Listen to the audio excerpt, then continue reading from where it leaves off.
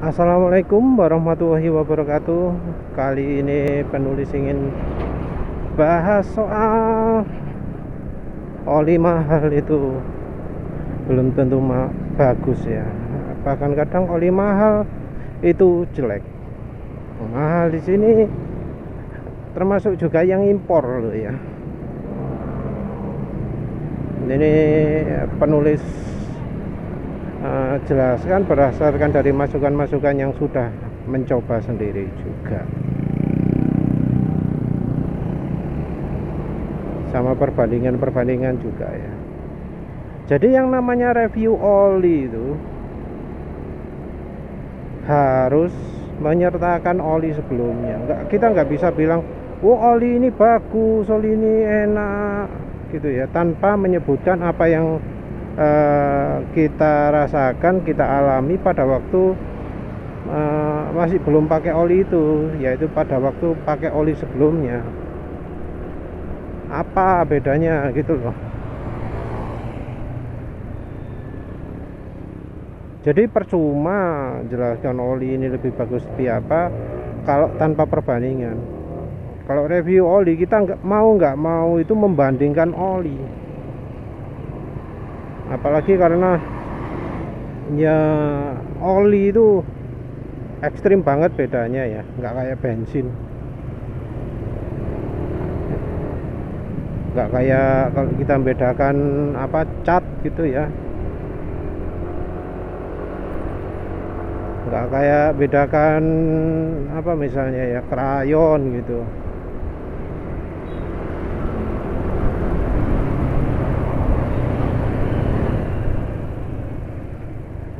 Pelumas itu macam-macam, dan aditifnya juga macam-macam, efeknya juga macam-macam.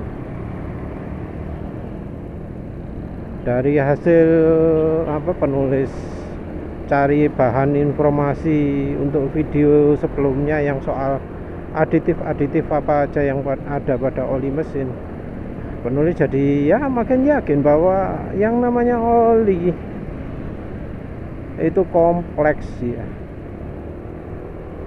dan harga nggak menentukan kualitas. Yang menentukan kualitas adalah bukan dari bahan ya, bukan dari bahan olinya, bukan dari apa ya, bahan, maksudnya bahan yang tertera di bungkusnya, bukan dari API. Kalau yang dari API kan penulis sebelumnya udah jelaskan, API bohong-bohongan. Orang nyebut standar API ini itu biasanya lebih karena untuk laku aja. Mereka nggak beneran melakukan sertifikasi API ke American Petroleum Oil Association atau apa ya, API itu institution ya, wes lupa ya, pokoknya yang melakukan, yang ngomong ngeklaim standarnya API itu biasanya cuma bohongan. Karena kalau asli di bungkusnya itu ada bunderan terus di dalamnya, di tengahnya ada tulisan SAE berapa gitu. Tapi sekarang mana ada oli yang gitu, cuarang banget kan. Jadi kita nggak bisa pakai acuan SAE itu untuk kualitas oli.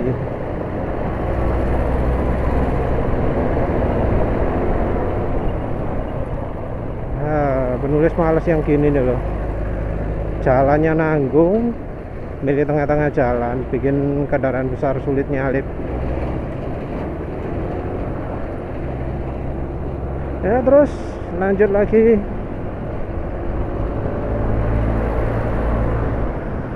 jadi kita untuk memilih oli itu nggak bisa pakai acuan SAE, nggak bisa pakai acuan API,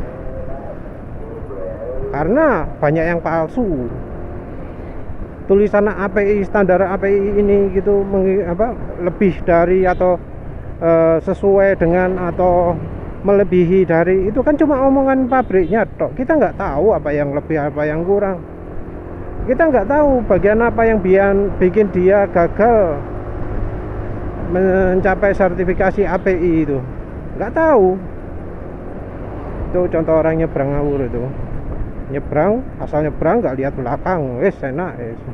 Yang depan juga dibuat mepet, itu bahaya. Terus oh iya, nulis juga sempat ngomong sebelumnya yang apa yang bikin kita nggak bosan,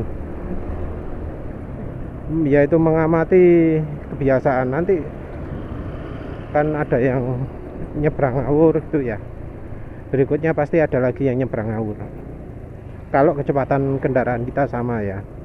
Tuh seberang ada kemungkinan mau nyebrang ngawur juga itu. Tadi ada mobil menghalangi juga, sama tren sudah 3 kali ya. Balik lagi. Nah, standar API ini wes jelas nggak bisa pakai uran, terus pokoknya banyak bohongnya. Terus spesifikasi oli gimana? Spesifikasi oli itu kan mencantumkan ini kayak penting-penting ya, seakan-akan penting spesifikasinya, padahal ya sebenarnya kita nggak akan mendapatkan informasi berguna selain dari kekentalan ya. Kalau kekentalan, siapa sih yang lihat? Orang itu paling nggak lihat angka KV 100-nya berapa, tapi lihat lihat apanya ya, SAE-nya.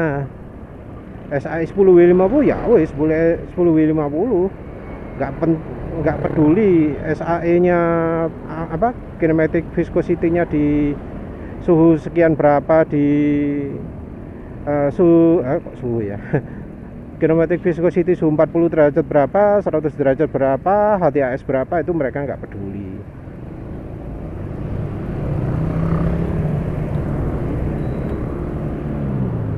Sulit untuk menganalisa kemampuan oli dari situ. Apa titik didih? Ya sulit juga. Titik flash point enggak guna. Karena apa ya? Yang penting bagi kita itu bukan flash point, tapi itu apa? Apa sih? NOAK itu ya. Apa sih NOAK itu? Angka penguapan lah. Itu penting, tapi nggak penting-penting banget. Kalau orang ya pakai oli yang bener, olinya habis ya ditambahi, nggak dibiarkan habis. Dan pastinya tahu sendiri oli makin encer itu makin cepat habis. Dan oli cepat menguap itu seharusnya nggak jadi ukuran untuk menghindari oli. Tahu olinya mudah menguap, reaksi yang pertama bukan menghindari oli itu, tapi inget-inget habisnya berapa. Ya memang ada oli yang bagus, punya aditif anti penguapan gitu, tapi apa yakin kemampuannya tetap bagus juga? Ya namanya aditif anti uap, kalau terlalu banyak kan pasti akan mengganggu aditif yang lain juga. Kita ya jangan terlalu berprioritas terhadap kemampuan penguapan oli. Walau olinya terlalu cepat menguap, no problem, yang penting kita hitung aja. Itu berarti berapa kali tiap berapa hari atau tiap berapa minggu atau tiap berapa bulan kita top up, kita nambahi olinya.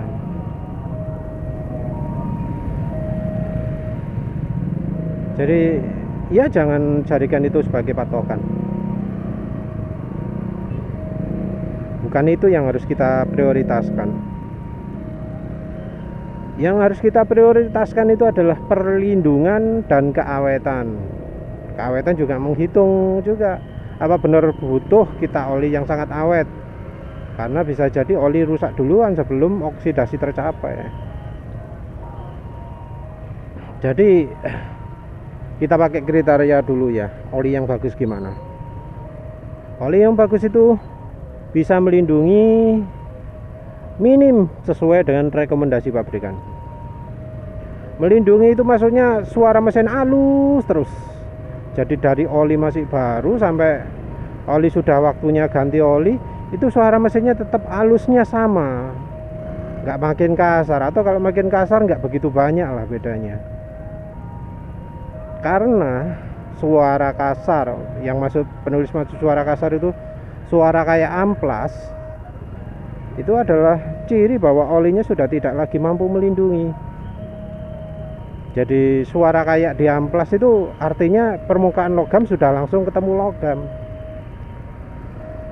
Memang disebut bahwa aditif anti wear itu bisa mengurangi aus, aditif moly bisa mengurangi aus. Tapi ya ketika sudah terjadi gesekan, nilai gesekan itu tetap lebih besar, tetap besar. Ada hambatan, ada gesekan. Ya suara tentu aja beda antara yang sama sekali tidak terjadi gesekan dengan terjadi gesekan tapi sudah dilicinkan sama aditif. Ada bedanya. Dan ini sudah dibuktikan sama pabrik-pabrik oli gitu, sama peneliti oli gitu ya. Kelihatan. Ya kalau mengikuti penjelasan penulis tentang oli itu di strip back curve ya, kelihatan jelas lah. Ada bedanya.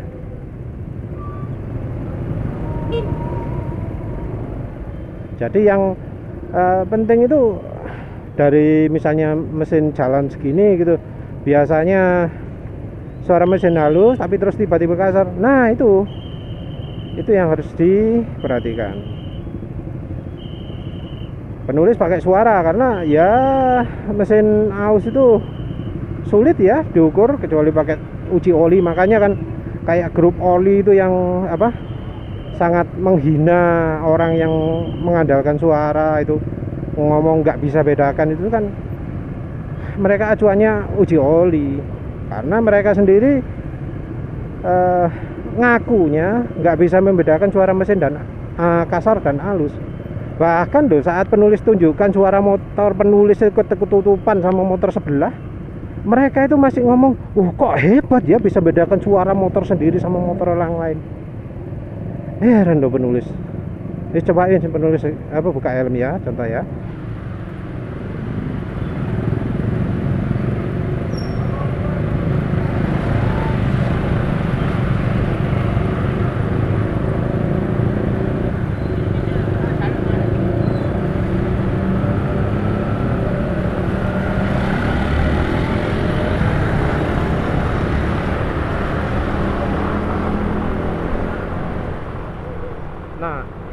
Nah sekarang bisa nggak bedakan suaranya motor penulis atau enggak? Gitu orang dari grup-grup oli pasti ngaku nggak bisa, ini kok hebat sekali ya bisa bedakan suara motor kasar sama halus. Penulis ya nggak habis pikir lah, dari video aja udah jelas kedengaran suara motor penulis ketutupan sama motor lain, itu mereka nggak pakai. Ya penulis nggak paham lah mengapa mereka nggak bisa bedakan gitu. Padahal jelas suaranya motor penulis ketutupan.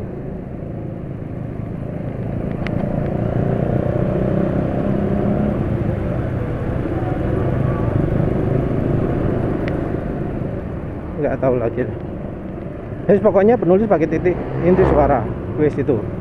Pedoman penulis menentukan kualitas oli dan selama ini terbukti akurat. Begitu penulis merasa suara mesin sudah mulai kasar, penulis buka, ya oli sudah mulai hitam.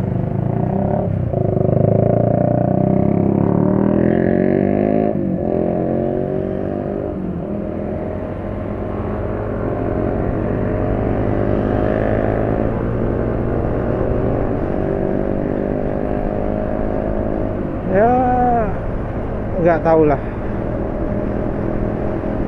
Ini contoh, ini ada suara knalpot berisik. Ini mungkin kalau orang dari grup oli, oh enggak, itu suaranya wajar, itu normal, itu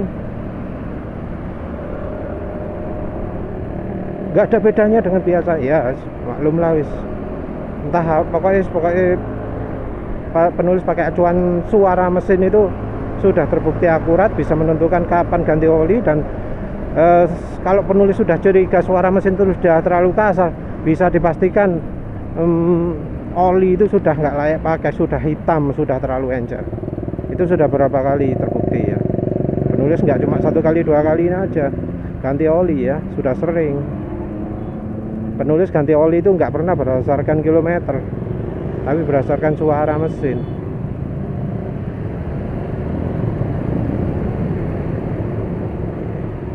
Ya, cirinya membedakan suara mesin dengan suara CVT gimana?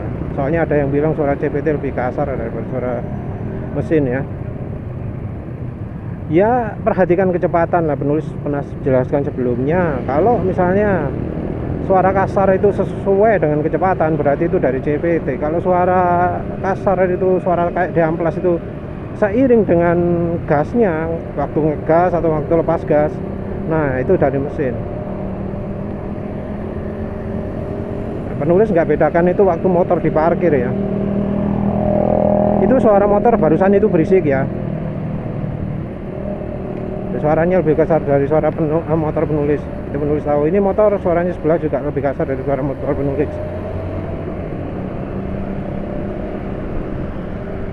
Nah, pakai acuan itu. Nah, sekarang kembali lagi ke oli mahal belum tentu lebih bagus. Oli mahal itu apa sih yang bikin mahal? Ada macam-macam. Ada aditifnya, ada bahan olinya, ada karena impor.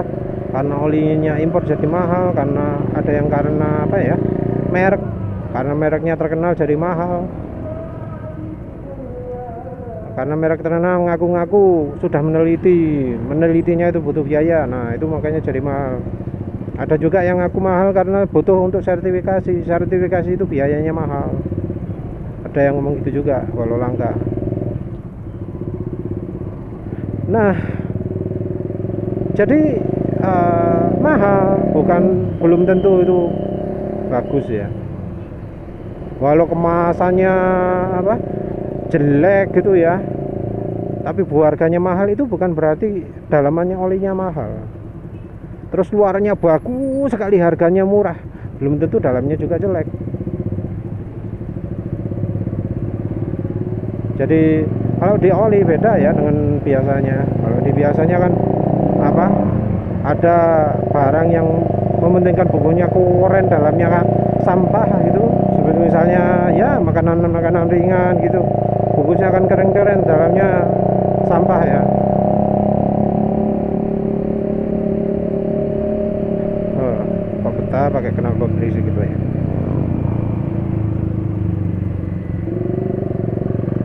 Kalau oli enggak ya.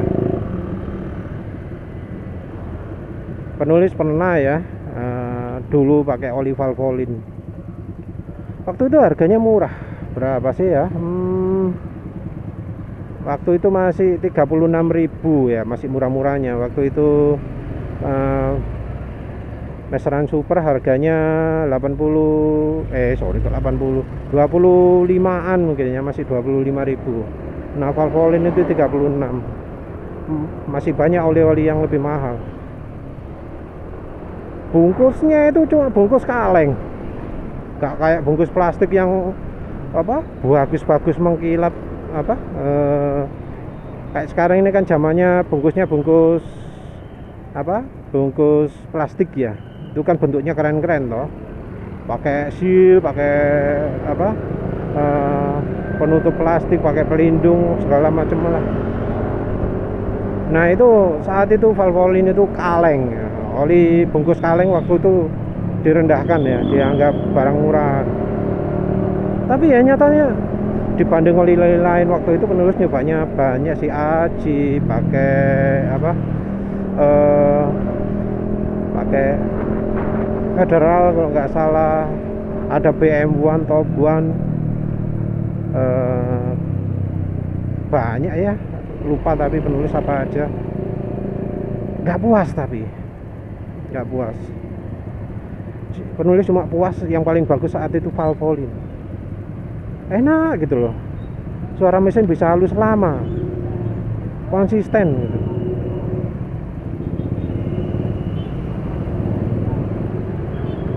Waktu itu penulis nggak begitu memperhatikan kilometer, ya nggak memperhatikan kilometer, penulis memperhatikan hitungan bulan.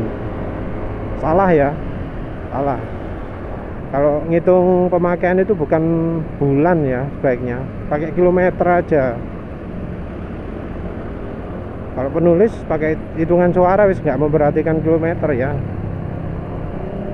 karena ya menurut penulis sudah sesuai dengan apa kemampuan dari oli itu sebenarnya.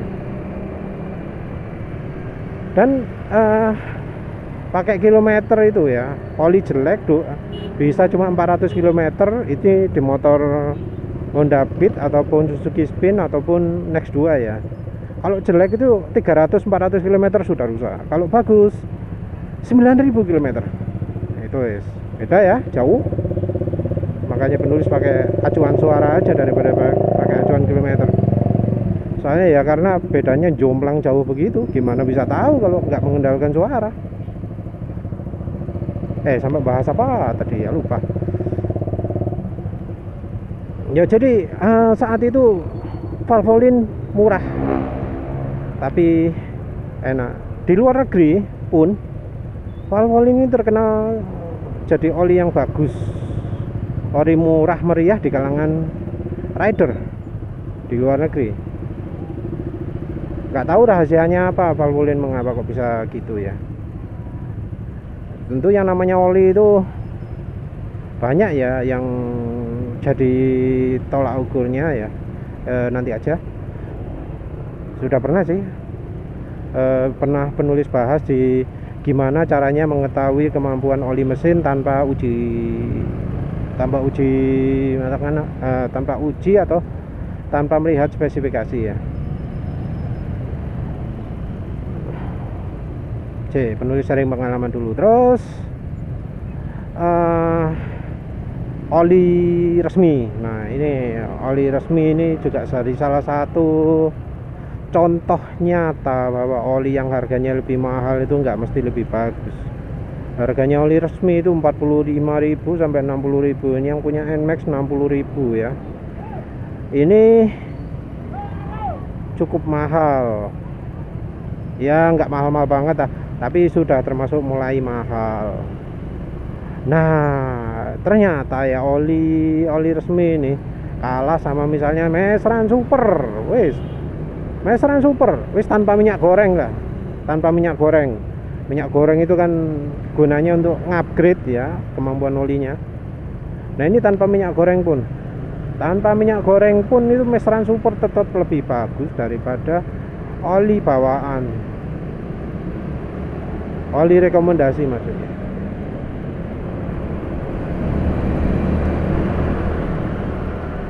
Apalagi setelah pakai minyak goreng kan ngupgrade. Oli jelek di-upgrade ya tetap jelek, oli bagus di-upgrade ya jadi makin bagus. Jadi kemampuannya setelah dikasih minyak goreng itu makin kontras ya, karena ukurannya kilometernya jadi berlipat ya.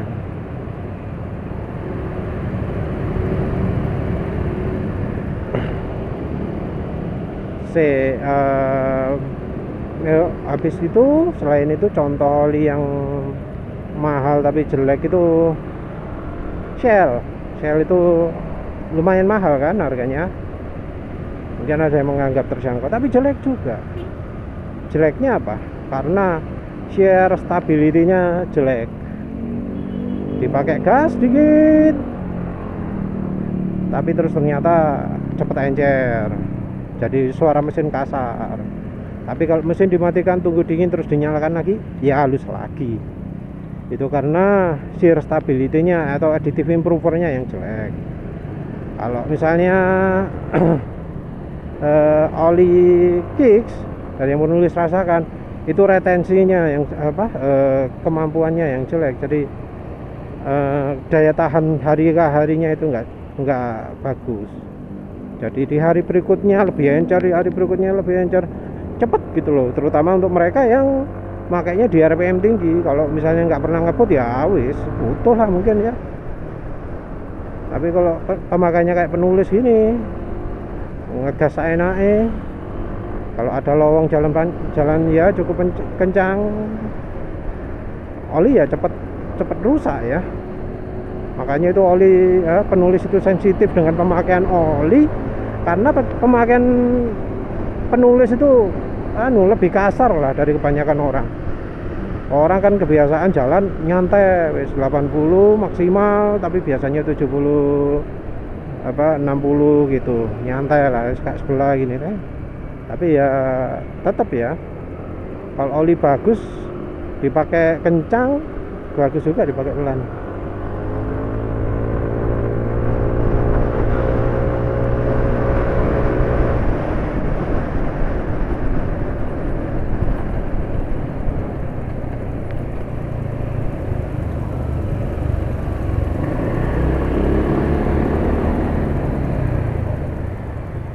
Waduh, dimana-mana dibangun jalannya jadi gak macet. Nah, yang jelas ada lagi contoh Motul. Motul itu oli impor ya. Penulis pernah coba Motul skuter LE, disebut bahannya mineral. Bagus apa enggak? Ya lumayan. Dibanding Masteran Super bagus mana? Bagus Masteran Super. Aneh ya, penulis mengapa kok memuji Masteran Super? Ya karena penulis merasa ya di RPM rendah skuter LE itu ternyata nggak bisa begitu melindungi. Cirinya seperti oli yang banyak aditif molinya, umurnya pendek. Jadi cuma bisa kepakai 2 bulan, itu menurut penulis umurnya pendek. Kalau umur awet itu minim 3 bulan. Kalau sudah 2 bulan itu cirinya oli yang menurut penulis nggak usah dipakai lagi. Ini penulis reviewnya bukan pakai NMAX ya. Kalau pakai NMAX ini masih belum banyak oli yang dicoba di sini. Jadi kalau di motor-motor penulis yang lain itu oli satuannya itu wis ribuan, di atas 5.000 km itu oli yang bagus lah. Masteran Super campur minyak goreng bisa 5.000 km. Kalau nggak pakai minyak goreng 3.500 km. Dan Motul itu layaknya cuma 2 bulan, cuma sekitar 2.400 km. Masih kurang bagus lah kalau untuk penulis. Jadi itu mahal, layak, tapi sih kurang bagus. Kalau dibanding oli rekomendasi masih lebih bagus lah. Terus oli yang pernah penulis coba lagi apa ya? Top One itu olinya naik turun ya. Penulis belum coba lagi akhir-akhir ini, tapi ya jangan minta penulis nyoba Top One, nyoba BM1 di sini, enggak, penulis nggak mau. Karena penulis carinya yang halusnya itu bukan waktu kencang tok, tapi waktu pelan juga tetap halus. Itu rasanya nggak dipenuhi oleh BM1 Top One. Terus ada lagi yang ngomong Liqui Moly. Liqui Moly itu kan oli kayaknya terkenal ya. Kayaknya terkenal, tapi ternyata ya dari testimoni nggak beda jauh dari oli-oli 10W40 yang lain. Kalau yang sharing ke penulis itu cepet panas,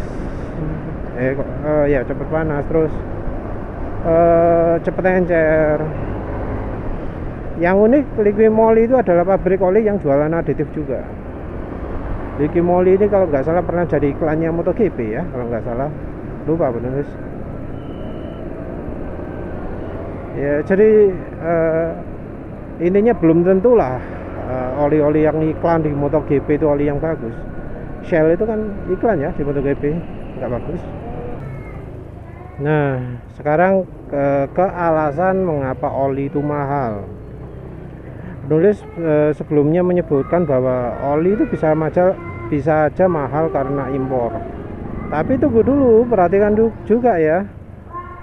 Jangan dipikir bahwa oli misalnya Top One harganya 200.000 itu lebih bagus daripada misalnya Amsoil yang harganya 200.000 seliter ya. Itu belum tentu. Karena apa? Karena bahan-bahan oli itu kebanyakan impor. Jadi yang produksi minyak di dalam negeri itu bisa dibilang nggak ada ya. Penulis nggak tahu industri minyak selain yang punya Pertamina siapa lagi ya. Kilang minyak yang produksi oli, siapa lagi selain Pertamina? Kilang minyak itu yang penulis tahu selain punya Pertamina ya punyanya itu Ajib atau Evalup WGI. Nah, kilang minyaknya Ajib dan WGI ini untuk mengolah oli bekas. Sementara yang bahan fresh rasanya cuma dari Pertamina aja. Jadi pembuat oli dalam negeri itu kalau mau bahannya lokal ya cuma dua, dari Pertamina mungkin grup 1, grup 2, terus juga dari Ajib yang kemampuannya disebut setara grup 2. Kalau yang bahan sintetik, yang gas, proses dari gas to liquid, setahu penulis itu impor. Apalagi yang PAO, impor juga pastinya. Karena rasanya di Indonesia nggak ada kilang minyak PAO. Kilang minyak yang menghasilkan produk PAO rasanya nggak ada. Terus, jadi kalau misalnya sama mahalnya, bisa jadi itu yang produknya top one itu sebenarnya kandungan aditifnya sama dengan yang oli impor harganya 200.000. Kalau yang impor itu mereka dapatnya dari negara mereka sendiri, terus masuk ke Indonesia harga produknya jadi mahal. Kalau yang buatan lokal itu harga bahannya mahal karena harus impor, terus baru dikemas lokal. Jadi kalau dari soal impor itu belum tentu ya, karena bahan-bahannya pun impor.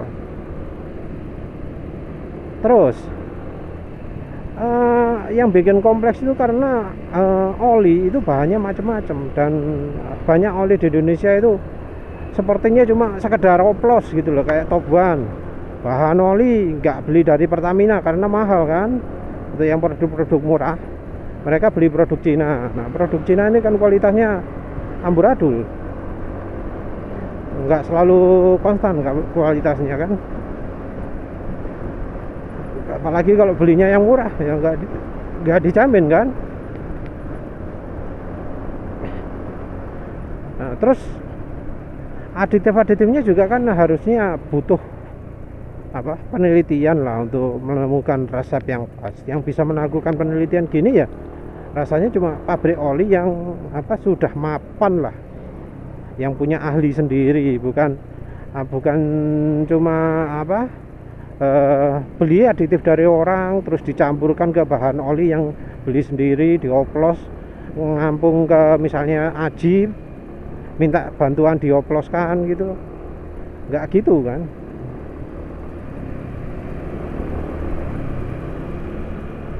Nah, yang punya resep sendiri ini biasanya juga akan memikirkan soal harga dari bahan-bahan yang dipergunakan. Yang sering jadi korban itu adalah aditif viscosity index improver, karena ini aditif jumlahnya cukup banyak dan ya itu kebanyakan orang nggak tahu cara menilainya viscosity index improvernya jelek atau enggak. Orang itu taunya habis ganti oli dinyalakan halus gitu loh, nggak memikirkan suaranya halusnya atau enggak sesudah motornya dipakai kencang. Itu nggak dipikiri seringnya. Padahal harusnya menilai oli itu ya nggak cuma waktu diem toh, nggak cuma waktu jalan santai gitu toh, tapi juga waktu kencang atau waktu sudah sampai di tujuan. Itu juga penting. Terus juga soal aditif. Nah, aditif ini kan macam-macam. Mungkin ada aditif yang populer kayak moli itu ada yang nambahi, ada yang ngurangi, tapi kan siapa tahu. Lagi pula aditif terlalu banyak, aditif tertentu terlalu banyak juga kurang baik. Kita bisa nentukan oli bagus atau enggak itu sebenarnya kita nentukan pabrik itu jago enggak buat resepnya, enggak kelebihan yang ini, enggak kelebihan yang ini sehingga yang lainnya kurang. Itu kita harus tahu. Terus dari sisi bahan juga gitu. Bahan kan ada grup 2, grup 3, grup 3 plus PAU. Nah ini juga pabrikan kadang juga mainan dan kita nggak bisa tahu itu. Ya wis, waktunya nggak cukup. Yang jelas mahal itu nggak mesti lebih bagus lah. Ya wis, begitu aja. Terima kasih udah menonton. Assalamualaikum warahmatullahi wabarakatuh.